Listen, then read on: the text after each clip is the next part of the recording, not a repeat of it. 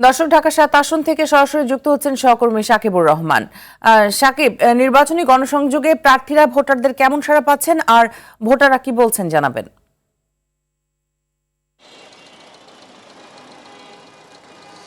মিতু, আসলে ভোটারদের কথা দিয়ে যদি শুরু করি, ভোটাররা চান একটি সুষ্ঠু সুন্দর নির্বাচন।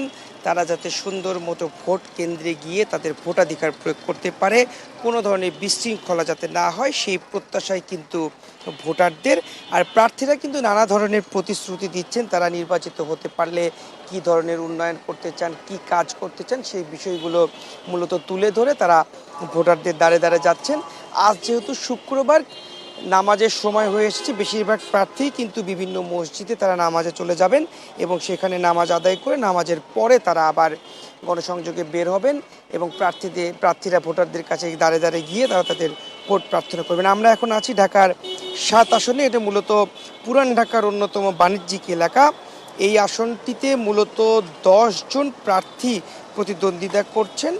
৩.৫ লাখের মতো ভোটার রয়েছেন এই আসনটিতে এবং লালবাগ, চকবাজার, বংশাল, কামরাঙ্গীরচর, কোতোয়ালির আংশিক নিয়ে এই আসনটি গঠিত।